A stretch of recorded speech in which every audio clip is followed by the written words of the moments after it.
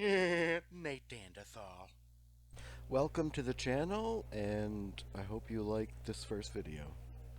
So I wasn't 100% sure where to start with my first video, and I decided to go with the redesign for the dagger weapon in our game that I created probably like 2 years ago when I was much less skilled with sprite design.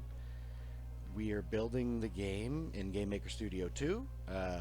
So if you're wondering, just that's the engine we had decided to go with, because to me it had seemed like the best option if we were focusing on 2D only, which we are.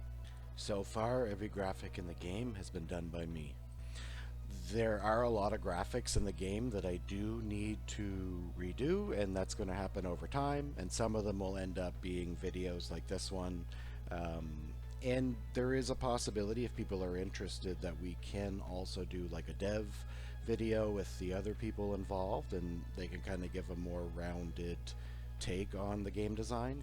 And if this helps anybody who is planning to make a game or was even thinking about it and pushes them in that direction, well, that's awesome. So what you see now here is my old dagger design, and I'm going to slowly go over it and create a new design using a similar color scheme. I do have colors picked out that I've been using for all of the knight's weapons to keep it consistent, like the blade shade and the blue of the handles and pommels and all that fun stuff. You can see there in the top right I put a custom swatch in so that I can keep the colors consistent throughout the process. So my first idea for the new dagger was just to make like a straight blade dagger. It didn't have to look super special, but I wanted it to kind of stand out like the other weapons, which I will get to showing everybody in the next few weeks. So what I decided to do with the design was go with more of like a curvy blade, similar to a Chris. I felt like all the other weapons were unique enough that I needed it to kind of have its own visual flair. So I started a little big. If you were looking, like it's more like sword sized at the beginning here, and it ends up being, you know, tiny dagger by the end of it, because I keep testing it against the character sprites, which I didn't put in this video. I'm actually going to do a follow-up video next week where I have the knight on screen and I can kind of show you some of the mechanics that we have so far, as well as a preview of a couple of other weapons that are working closer to like final design plans. But for now, let's just continue with this. So generally what I've been doing now is, for the most part, I would sketch out a weapon design or character design or creature design, and then I would simply just take a picture with my phone and put it on Google Drive, or, you know, doesn't matter, I email it sometimes, just so that I have it and can import it into GameMakerStudio 2. And then I will get the size right based on the aspect ratio I've chosen for the sprite. I have gone with just a default of like 64 by 64. It can change depending on what type of sprite I'm doing, but so far that's been like the primary size for the sprite. For the dagger in particular, I didn't actually do any sketching. I just had an idea in my mind and decided to go with it, and it just kind of kept evolving over the 2 days I worked on it. But you can see here as I go through, it's very similar. If anybody's used Photoshop or GIMP, it's a very similar setup. I was actually really impressed with how well it works, and going from Photoshop to this was pretty much like it wasn't any different. Like, I kind of knew what most of the shortcuts were already and all that fun stuff. Another really awesome thing is the clipboard compatibility between like Photoshop and GIMP and now this. So if you do have a Photoshop license or you use GIMP and you want to do like your base designs there, you can now just literally copy and paste layers one to the other, which I thought was really awesome.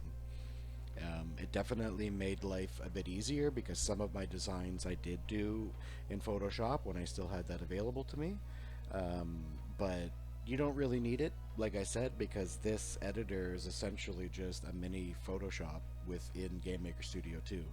Now, obviously, that's not to say it has the full power of Photoshop. There's a lot of things that Photoshop and other editors are going to be superior at doing, but the main utility for how you would do sprite work is pretty awesome in GameMakerStudio 2.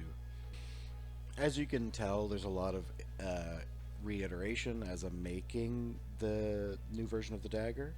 Um, I messed a lot with like the blade lengths and all that fun stuff.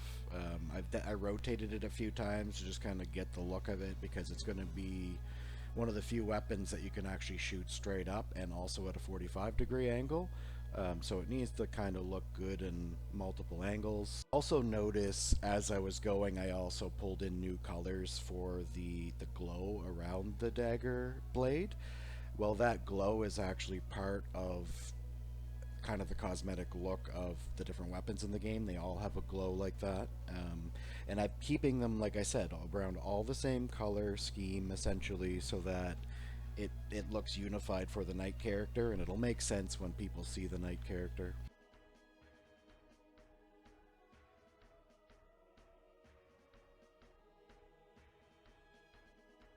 Every once in a while you'll notice me going in and editing like a shaded box. And usually I make it the shape of the weapon, and that's what we call the collision mask, and that controls the code between the weapons in the world. But it's way easier to do that as I'm going and changing the shape of the dagger just so that we don't forget. It's just a common practice I've been doing now so that I don't leave out something or have to go back later and readjust things.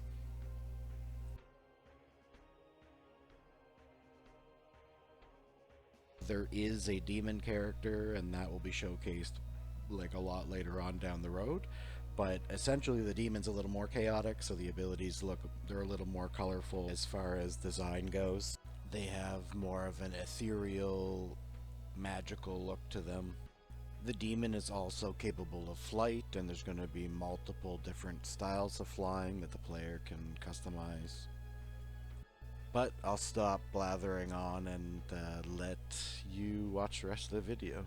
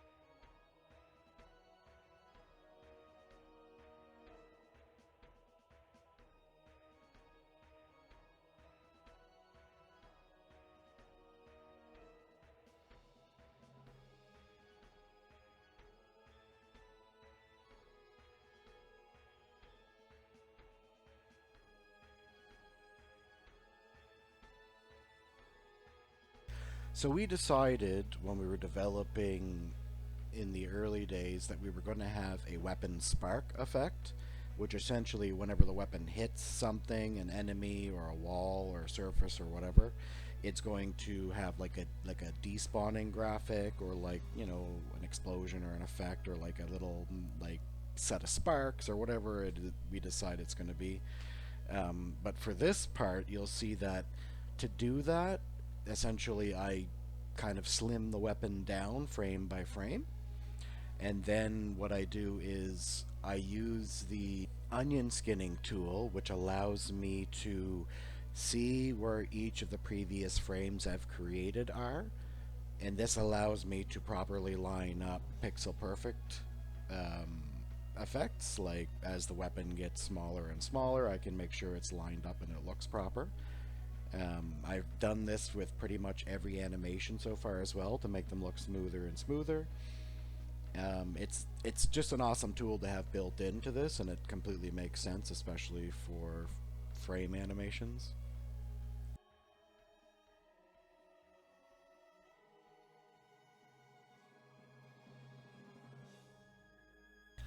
So that brings us to the end of the video. I hope everybody enjoyed listening and or watching. Um, it would be awesome if you subscribed if you're interested, but there's no requirement to do that. I just appreciate any views and any love sent our way, and if you need any more information, we'll have it in the about on the channel. So I will talk to everybody later, and you can expect a follow-up video next week, and I'll showcase some of the night gameplay. Everybody have a good rest of your day.